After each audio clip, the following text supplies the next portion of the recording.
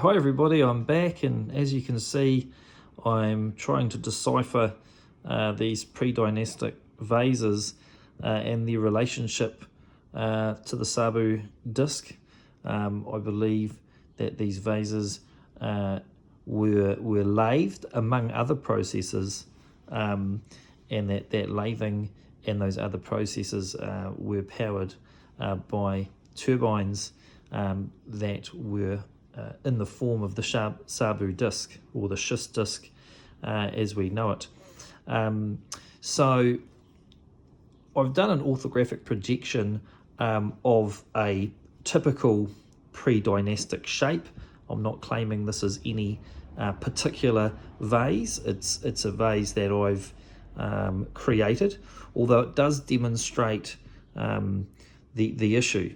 Now, as you can see here, on all of these planes here and here, you could simply lathe those, just rotational lathing. The first point I'd make is that these vases were not free-handed. They were not free-handed, in my opinion, as we would say freehand turn timber. So I believe that there was a cutting jig, if you like. All these fine lines here would actually be copper grinding blades. Now we know that copper was used from others' research for tube drills through granite. So we know rotation on copper and granite, it grinds through the granite. So I believe for these purely rotational aspects, there was an array of copper flat edge blades that were done off a drawn template to give the curve. So if you can imagine the axle, if you like, going through that vase, or through that rough core, and then you imagine these all being copper blades, all fixed and being pushed into this spinning rough sample here. Now, likely for that to be an even push, this jig was in a tightly held on either side to make sure it was absolutely square and plumb in all ways. But you could actually draw this vase and make this rig of blades,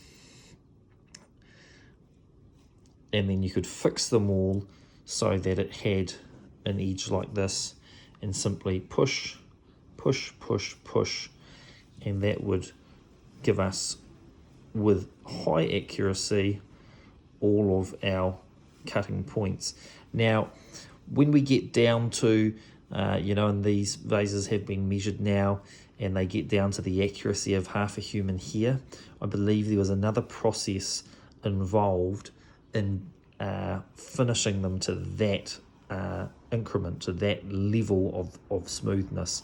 However, this would get them almost all the way there. I believe possibly even down to 1 or 2 millimeters, or even finer. The only margin of error, really, the question is how thin can you roll a copper sheet? If each of these blades were in thin copper, how thin could that copper be rolled? And then the other governing question on that is, how thick would the copper cutting blade need to be to withstand the task of how deep it's being asked to grind through the vase, which comes down to heat and lubrication.